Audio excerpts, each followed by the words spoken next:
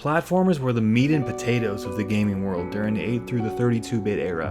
Mario was the swan song of the Nintendo, and Donkey Kong Country was the magical adventure of the Super Nintendo, and they led the way and they carved out the groundworks for what should be expected in a platformer.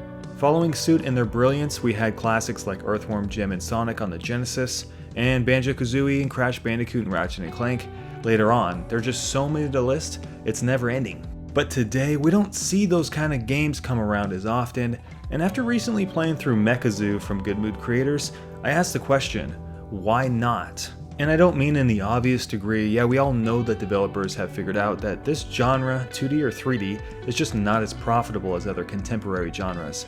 But why do they think this way, and what happened that caused platformers to become the rotten egg of the AAA gaming industry? But really though, where does the platformer genre stand today? That's what I'm going to discuss. AAA video games have transcended to complicated, fast, and dense feature-filled experiences with many layers to them. When the platforming genre really skyrocketed into popularity with the classic NES games like Mario and Castlevania, the video game market as a whole was still a baby. The expectations we had for games were much more simple and primitive. We were in this lives and continues mentality, and the I can beat this game with 1/4 if I'm good enough mindset.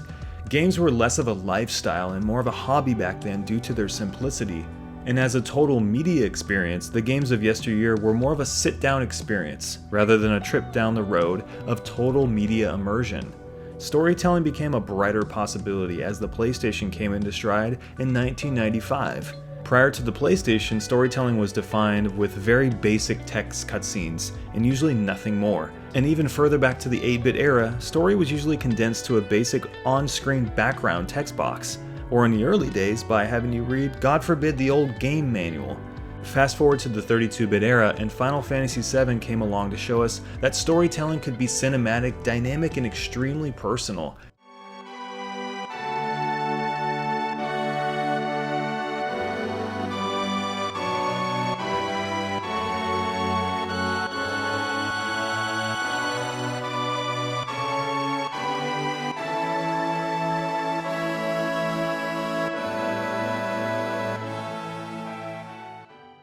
And with it came bonuses such as the ability to make game length longer with multiple discs and FMV movie-style cutscenes to get us immersed. Platformers were more about gameplay though. Not to say that story wasn't a part of the experience, but they always took a back seat. You could even go so far as to summarize many of our classic platformers as one-liners.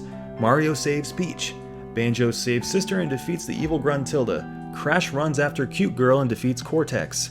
Final Fantasy VII, on the other hand, it's way more complicated than that, and the storytelling vehicle that comes along with it is also extremely dense. The combination of animations, cutscenes, dialogue, they created the first experience for me where I felt emotion seep through my games and smack me in the face.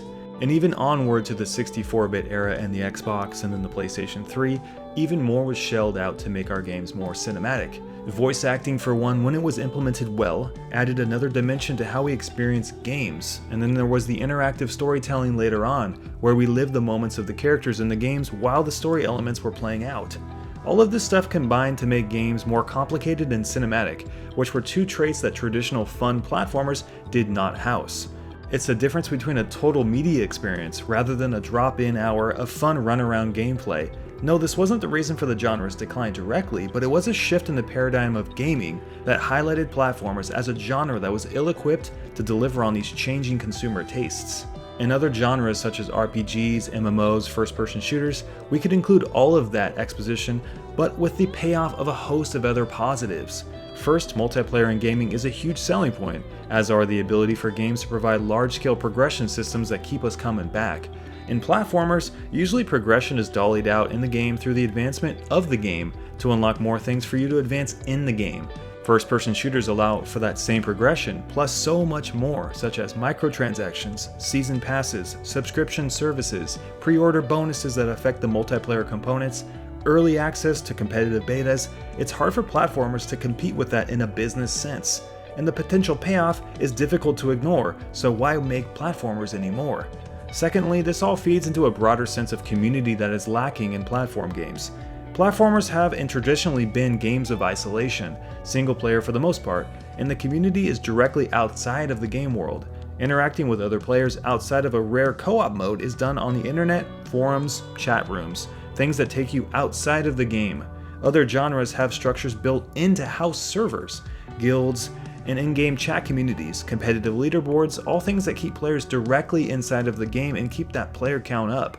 After all, if there are no players in your game, that tree will never grow. It's a constraint that can kill a game. These factors cause too many roadblocks for AAA companies to continue supporting the genre. It's not that the genre is too risky, platformers, it's that it's too risky not to invest in genres with more avenues for profitability. The AAA platformer is for the most part gone, but the platformer genre as a whole hasn't died out, and now it's the purview of indie developers. It's a new home that suits them very well because indie developers have traditionally been very good at embracing ingenuity. Platformers are a genre that flourish on that creativity, and more importantly how it can provide originality and playability, rather than leaning on the technical power and prowess of a seasoned AAA studio. And we've gotten some pretty awesome platformers recently. I loved Ori and the Blind Forest. It was that spin-off of the classic Metroidvania formula. Dust was great for a few hours of play. Trine and Limbo and Mark of the Ninja all birthed from smaller studios. And because platformers can be created by small teams with help from Kickstarter and other small investment outlets, indie developers are the perfect new home for platformers. But before we check out, I do want to announce the winners for my giveaway of 3 copies of Mechazoo. It's going to be Matt Swart, New Recruit, and Shoryuken. Fear not though if you didn't win, I have another giveaway coming up for a game called Blade and Bones. I got a couple copies I gotta give away, so make sure to stay in tune on my Twitter and in my next video for an announcement. Thanks very much for watching, guys. Subscribe to Downward Thrust now for more of these discussion style videos and all other gaming goodness, and have a kick-ass day.